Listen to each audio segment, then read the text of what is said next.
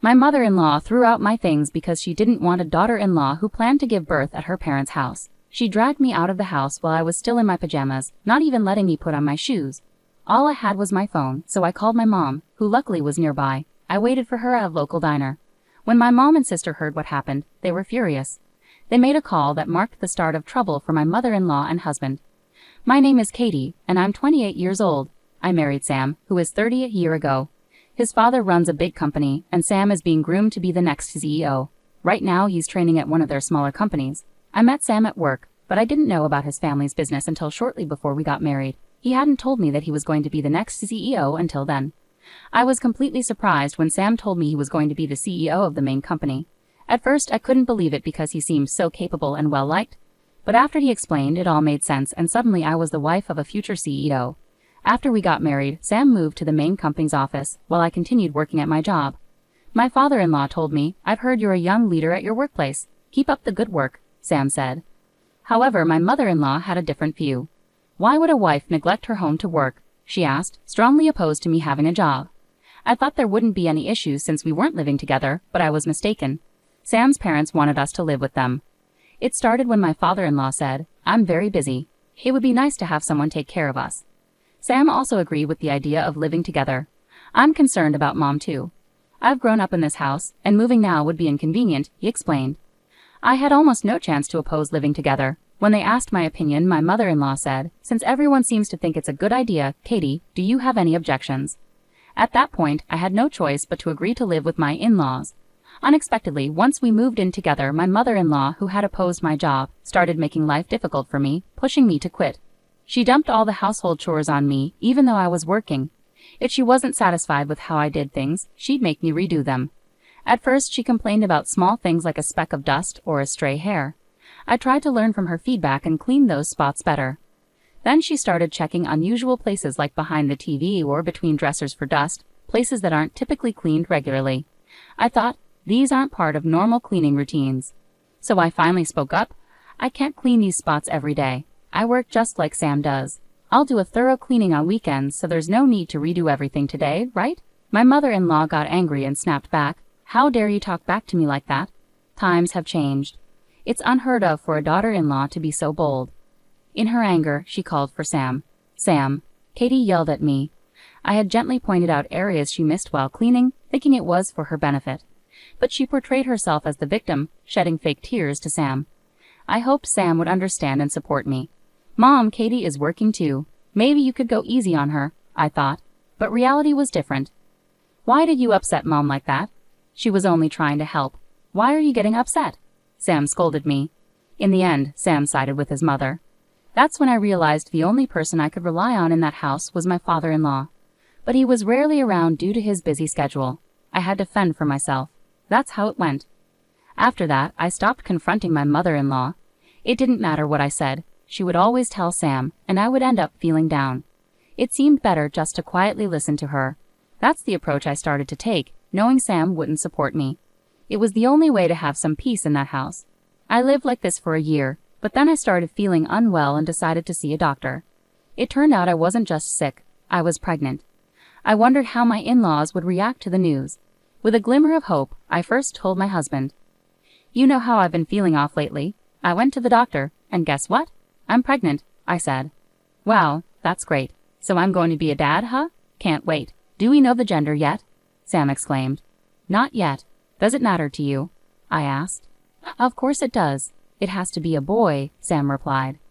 As I suspected, Sam was his parents' only child. I had a feeling that having a boy might be important for someone to take over the family business. What if it turns out to be a girl? I started to worry about how the baby's gender might be received. "Don't worry, I'm sure it's a boy," Sam reassured me. But I wasn't so confident. We decided to tell his parents only after finding out the gender. Eventually, we learned it was a girl. I was thrilled, though I had no intention of discriminating based on gender. Sam, however, reacted differently. "What? A girl? Are you sure? Get it checked again," he said. Seeing Sam's disappointment made me anxious about how my mother-in-law would react. I dreaded telling her. Despite Sam's initial reaction, we couldn't avoid sharing the news with our in-laws. Eventually, I persuaded Sam to break the news to his parents. "Well, I'm pregnant," he announced. "That's wonderful, Katie. We're finally going to have our first grandchild." my father-in-law exclaimed happily. My mother-in-law, however, asked right away, "So, what's the gender?" With hesitation I replied, "It's a girl." "A girl, huh? I hope she's as lovely as you, Katie," my father-in-law responded warmly, seemingly unconcerned about the gender. But my mother-in-law couldn't hide her disappointment. "A girl? Not a boy? It has to be a boy for it to make sense for Sam," she muttered. I was shocked to hear her say that, but my father-in-law quickly intervened. "Honey, why would you say that? Whether it's a boy or a girl, they're still our grandchild. Can't you just be happy?" After my father-in-law scolded her, my mother-in-law seemed a bit down, but I knew it wouldn't last long. Sure enough, as soon as he left for work, she confronted me. "Just because you're pregnant doesn't mean you can slack off on the housework. You're not planning to quit your job, are you? If not, keep up with your chores. Pregnancy isn't an illness, you know." Hearing pregnancy isn't an illness from another woman, especially one who had given birth herself, surprised me. It made me question if staying here was the right choice for having my child. My family's home is about a 3-hour train ride away. My dad passed away early, and now my mom and older sister live there together. Maybe if I explained everything to them, they might let me stay with them. I started to feel that giving birth at my in-laws' place might not be the safest option, and remembered my family's home could be a better choice. I decided to contact my mom right away. "Mom, it's me, Katie. What's up?" "It's rare for you to call. I'm pregnant and I was wondering if I could come home to give birth." "You're pregnant? You should have told us earlier. Congratulations. Come home for the delivery, of course, that's fine. But have you gotten permission from your in-laws?" "Well, not yet. If you discuss it properly and they agree, I don't mind at all." Mom advised me to discuss it with my in-laws. For the safety of my baby, I decided to go home for the delivery. When I talked to my husband about it, he casually said, "Going home for the birth? Oh, I guess that's fine. My mom's here too, so things should be okay around the house." He agreed quickly. Anticipating possible opposition from my mother-in-law, I decided to talk to my father-in-law. After careful consideration, I thought it would be better for everyone if I went home for the delivery. "Would that be all right?" I asked. Initially he looked surprised, but then said, "If that's what you want, Katie, then it's probably best. I won't oppose. Could you possibly talk to my mother-in-law on my behalf?" I asked. "Well, I'll tell her," he replied, seemingly agreeing to my request. With his support, I got permission to go home for the delivery without any problems. On the day I was supposed to leave, I woke up to find that my packed luggage was missing. Unfortunately, both my husband and father-in-law had already left for work. "Do you know where my luggage is?" I hesitated to ask my mother-in-law, but I had no other option.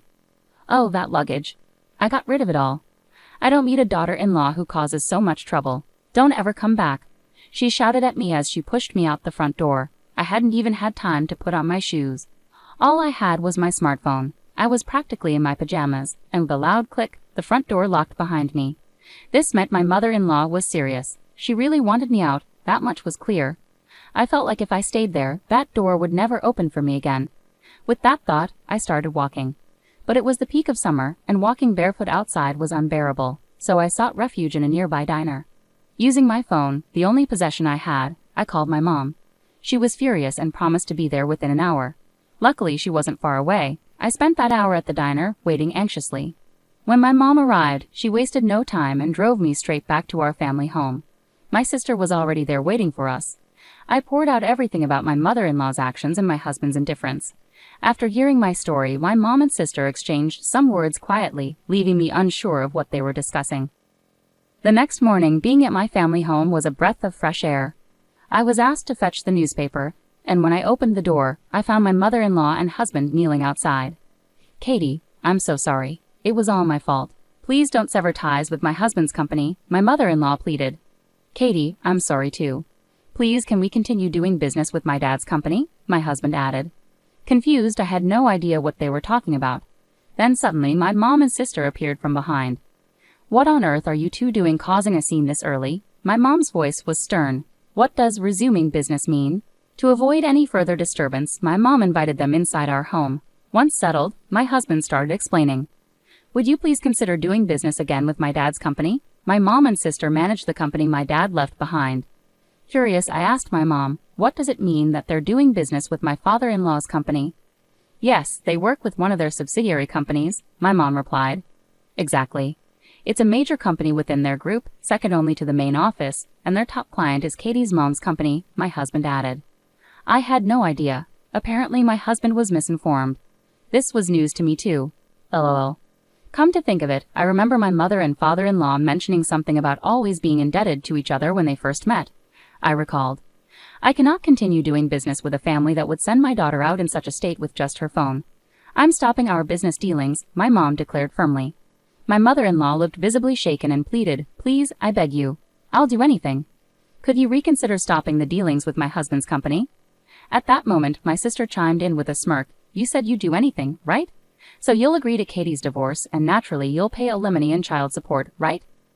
I silently thought, bringing up my divorce now, well played. Actually, before contacting my mom yesterday, I had spoken to my husband. His response was, it's what you deserve, isn't it? I found myself agreeing with my mom's decision. I no longer had any remaining affection for him. I would have brought up divorce anyway if my sister hadn't. But thanks to her timing, the conversation seemed to be turning in our favor. My mother-in-law then asked reluctantly, yes, even if it means agreeing to a divorce, will you resume business with my husband's company? With a confident smirk, my mom took out her phone and began speaking into it. It seems this lady here agrees to my daughter's divorce. From the speaker, my father-in-law's voice echoed, got it. Hey, is Jenna there? Jenna, I'm divorcing you, and Sam, you're fired. Those were the conditions set for resuming business. Additionally, my mom declared, I cannot forgive the two of you for how you treated Katie. You both deserve to be punished. As a result of my father-in-law's decision, my mother-in-law lost her husband, and my husband lost his job, income, and family support. The story continued with a challenging divorce between my in-laws, which eventually went through, reportedly settled by a top-notch lawyer from my father-in-law's side. During the divorce proceedings, assets were divided, and my mother-in-law ended up paying a significant sum in compensation to my husband and me. I, too, went through with the divorce. Living harmoniously with a husband who only followed his mother's wishes was no longer an option for me. I received compensation for the pain caused by my mother-in-law and husband, along with child support for our unborn child. They paid a significant amount from their savings but had to take on debt. With my father-in-law and mom's influence, my husband struggled to find a new job and eventually had to switch careers. He quickly moved into customer service, but underestimated the role and faced numerous complaints, leading to his swift termination. Now he's living with his mom and barely scraping by with daily wage jobs. My mother-in-law and husband, once accustomed to a lavish lifestyle thanks to my father-in-law, now reside in a small one-bedroom apartment. Their once close relationship has soured, and they argue frequently. As for my ex-mother-in-law and ex-husband, I wonder if there's any hope or joy left in their lives. Meanwhile, I safely gave birth at home to a healthy baby girl. With the support of my mom and sister, I plan to focus on raising her. Once things settle down, I'm thinking of working at my mom's company. I did inform my ex-husband about our daughter's birth, but there hasn't been any follow-up from him. It seems he doesn't care much. All I expect from him is to ensure he pays child support. I have no intention of letting him see our daughter for the rest of her life.